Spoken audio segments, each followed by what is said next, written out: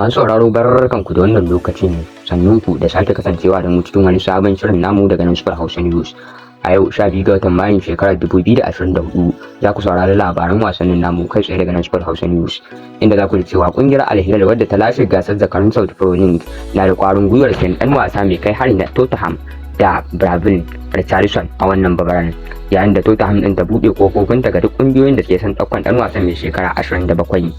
Watakila Tottenham ta maye gurbin Richarlison da dan wasan Crystal Palace Iheanacho mai shekara 25, sai dai suna fuskantar gogayya da kungiyar kwallon kafa ta Manchester United akan dan wasan gefen na Ingila.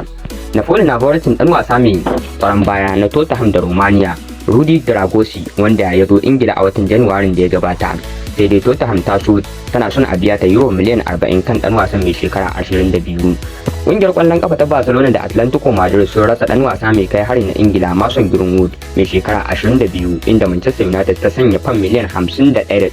akan dan wasan.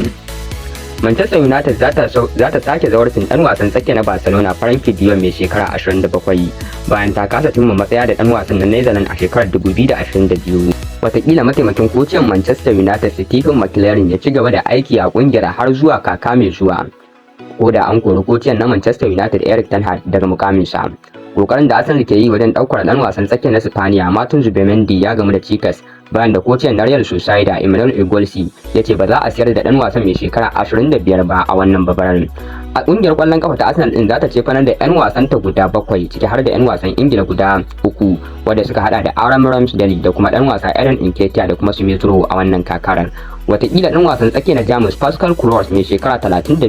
ya bar kungiyar kwallon kafa ta Brentford zuwa kungiyar kwallon kafa ta Frankfurt a wannan bazaran. Kungiyar kwallon kafa ta Everton na son daukan dan wasan Leicester City da Nigeria Iheanacho mai shekara 27, inda za ku ji cewa kungiyar kwallon kafa ta Bayern na zawarcin kocin Crystal Palace Oliver Glasner a matsayin wanda zai mai gurbin Thomas Tuchel. Sai dai dan kasar ta Australia mai shekara 47 na son ya ci gaba da zama a kungiyar kwallon kafa ta Crystal Palace. Real Madrid za ta jira sai